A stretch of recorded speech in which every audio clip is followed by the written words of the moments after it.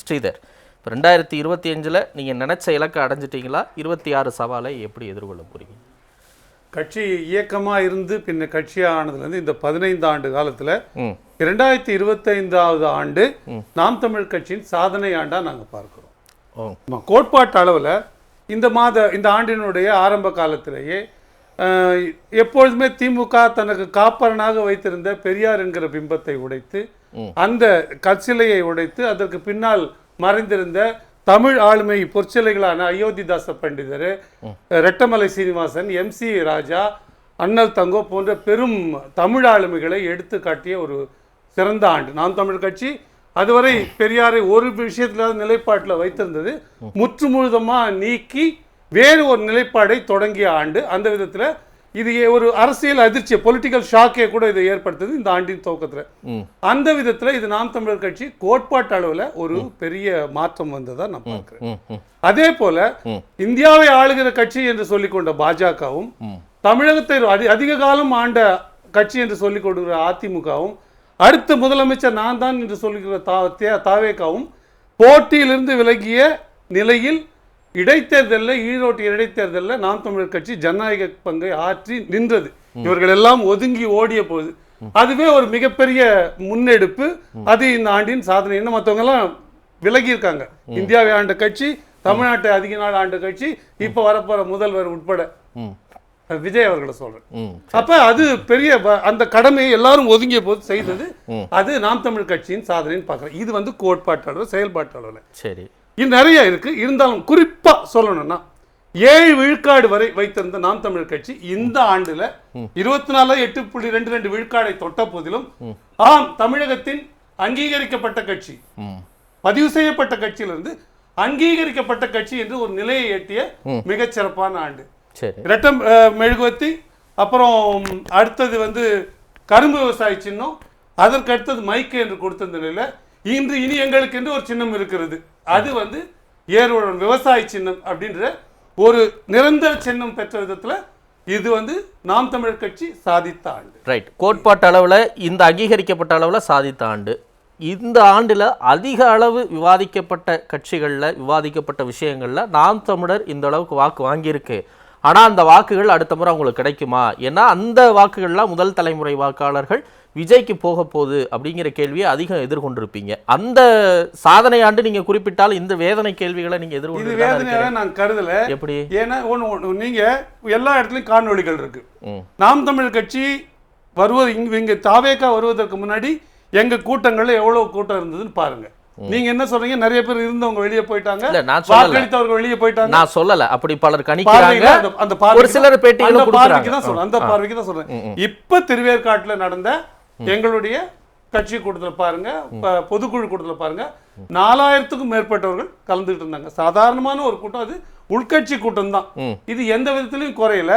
ஒருபொழுதும் தாவேகாவுக்கு வாக்களிப்பவர்கள் நாம் தமிழர் கட்சிக்கு வாக்களித்திருக்க வாய்ப்பே இல்லை என்கிற நிலைப்பாடை இன்னும் கேட்டால் நாங்க கூட கொஞ்சம் சந்தேகமா பார்த்துருக்கலாம். அதை அடிக்கடி தாவேகாவினரை தெளிவுபடுத்தி கொடுக்குறாங்க பல இடங்கள்ல. எப்படி அவங்களோட நடத்தையில, அவங்க சேர் மேல ஏறி குதிக்குது, உட்கார சேரை உடைக்குது, கிரீஸ் தடவந்தில் ஏறுறது, மரத்துக்கு மரம் தாவறது. இது ஒரு பக்கம் பார்த்தீங்கன்னா தான் போட்ட குப்பைகளை தானே வாரி அந்த இடத்தை அப்புறப்படுத்திட்டு போகுது, உட்கார்ந்த இருக்கைகளை அடுக்கி வைக்கிறது, எந்த பொது சொத்துக்கும் பாதகம் வராமல் பண்றது. இதெல்லாம் மக்கள் ஒப்பீட்டு அளவில் பார்க்கும்போது ஒரு ராணுவ கட்டுப்பாடோடு இருக்கு இந்த கட்சி எப்படிப்பட்ட கட்சி, இந்த கட்சி எப்படி இருக்குன்னு பார்க்குறாங்க. அப்ப இவர்கள் தான் பிள்ளைகள், இந்த நாட்டுக்கு தேவையான பிள்ளைகள் முடிவு எடுப்பதற்கு அந்த வாய்ப்பையும் தாவேகாவே விஜய் அவர்களை ஏற்படுத்தி கொடுத்திருக்காரு. இதுல நான் பார்க்கிறேன். அதுக்கு முன்னாடி ஒப்பீட்டுகள் திமுக இருந்தவங்க மிக வயது கடந்தவங்க, அதிமுக இருந்தவங்க மிக அவங்க அனுபவம் காரணமாகவும் அரசியல் செயல்பாடு காரணமாகவும் அவங்க கடந்தவங்க. நாம் தமிழர் மட்டும்தான் மாற்று சிந்தனையோட வந்த கட்சி. அதனாலதான் இந்த ஆண்டுல மலைகளுக்கு மாநாடு, ஆடு மாடுகளுக்கு மாநாடு, கடலுக்கு மாநாடு, ஆற்றுக்கு மாநாடு, நீருக்கு மாநாடு எங்களால போட முடிஞ்சது. உலக வரலாற்றுல எங்கேயுமே இப்படி ஒரு அரசியல் சித்தாந்தத்தை யாரும் முன்னெடுக்க. சரிங்க, நகர்ந்து போயிருக்கேன். நீங்க கட்சி ஆரம்பிச்சதுல இருந்து திமுக திராவிட எதிர்ப்பு, குறிப்பா திமுகவை கடுமையா விமர்சிக்கிறீங்க. இப்ப அதை விட அதிகமா விஜயை விமர்சிக்கிறீங்கன்னா என்ன காரணம்? அவங்க தான் இன்னும் வரல, அவங்க நிரூபிக்கல, அவங்க ஒரு சக்தியே கிடையாது, நீங்க சொல்ற மாதிரி மக்கள் அவங்கள கண்டுக்க மாட்டாங்க அப்படிங்கும் போது எதுக்கு அவர் மேல விமர்சனங்கள் அதிக அளவுல போய்? 2-3 காரணங்கள் குறிப்பா இருக்கு. ஒண்ணு, அந்த கட்சியை அவர்கள் வழி நடத்துகிற விதம், அவர் கொள்கிற ஆசை. இந்த நாட்டுல உங்களுக்கு என்ன அதை பத்தி நான் சொல்றேன் என்ன எனக்கு நீங்க தான் அவங்க புறக்கணிக்கப்பட வேண்டிய கட்சி, உங்களுடைய இனத்தை அழித்த கட்சி திமுக, இன துரோகி திமுகனா அவங்க மேலதான் ஃபோர்ஸா இருக்கணும். நடத்த வேண்டிய தேவை தம்பிக்கு ஏன் வந்தது? இந்த விவாதத்துக்கு ஒரு காரணம் இருக்குல்ல, நான் போனல.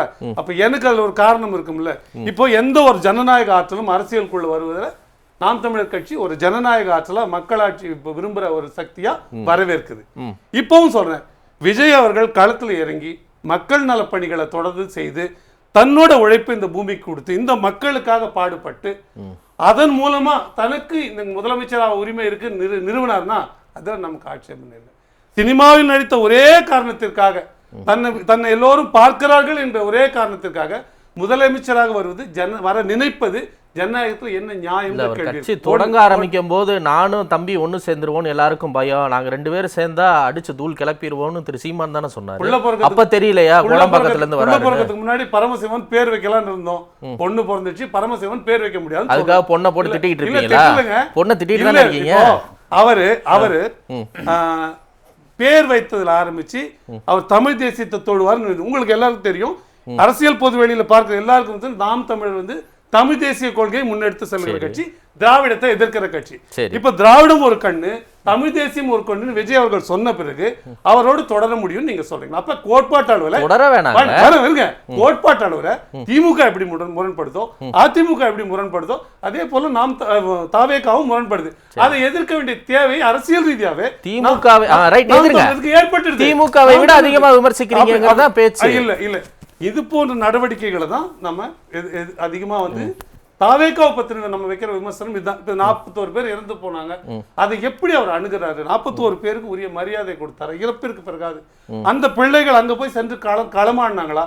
இறந்து போனவர்களோட உடன் நின்றார்களா?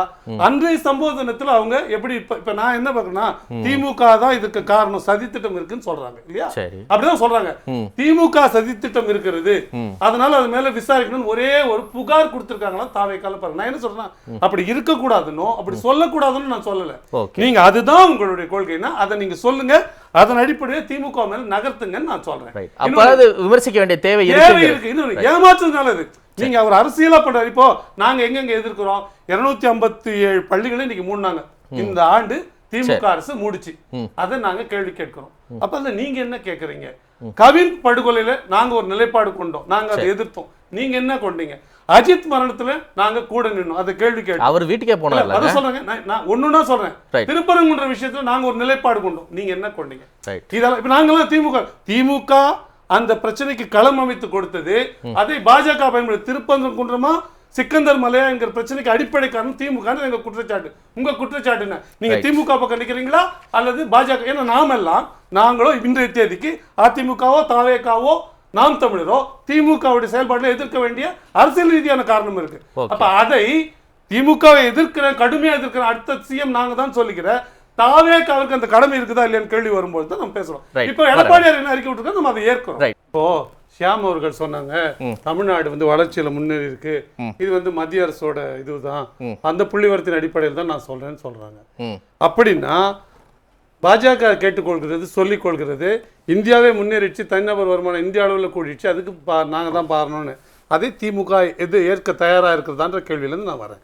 அப்போ உண்மையிலேயே தனிநபர் வருமானம் அல்லது நாட்டோட வளர்ச்சி முன்னேறி இருக்கா, கூடியிருக்கான்னா கூடலை? என்ன நடந்திருக்குன்னா, இங்கே வட்டிக்கு வாங்கி அட்டிகை வாங்கி அட்டிகையை விற்று வட்டி கட்டின கதையாக ஆக போகுது. இப்போ இந்த இத்தனை ஆண்டு காலத்தில் வட்டிக்கு பணம் வாங்கி அட்டிகையை வாங்கி போட்டுக்கிட்டு கடைசியில் அந்த அட்டிகையும் விற்று வட்டி மட்டும்தான் கட்ட முடிஞ்சது, அசலுக்கு வரல. அந்த போல கதை பற்றி தமிழக அரசு போயிட்டு கஜானா காலி.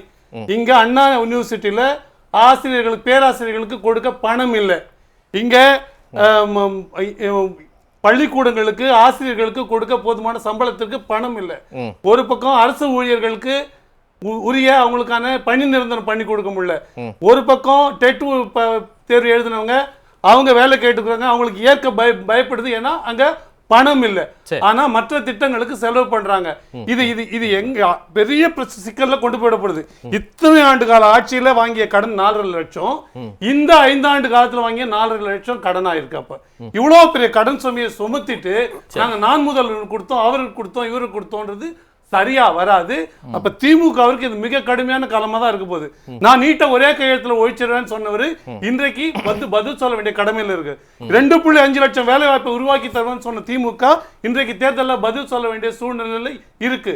நாங்க தனியார் மயப்படுத்த மாட்டோம் சொன்ன திமுக எல்லாத்தையும் போக்குவரத்து துறை ஆரம்பிச்சு எல்லாத்தையும் தனியார் மயத்தை மறைமுகமா ஒப்பந்த ஊழியர்கள் மூலமா உள்ள திணிக்குது. அதற்கு பதில் சொல்ல வேண்டிய நிலைமையில இருக்கு. அப்ப இந்த சிக்கலெல்லாம் திமுக எதிர்கொள்ள போது, திமுக ஆட்சியை இழக்க போதுன்னு நான் சொல்றேன். எங்களுக்கு என்ன ஒரு வாய்ப்பு இருக்குன்னா, எங்களுக்கு இருக்கிற சிக்கல் இவர்களை போல நாங்க பணம் கொடுக்க மாட்டோம், பணமும் இல்லை கொடுக்கவும் இல்லைன்ற கோட்பாட்டு முடிவு. எங்களுடைய சித்தாந்தம் மாறி இருக்கிறது. இதை கொண்டு போய் சேர்க்கறதுல ஒரு சேலஞ்ச் இருக்கு. அதை தாண்டி இந்த முறை நாங்கள் வெல்வோம்னு உறுதியா நம்புறோம்.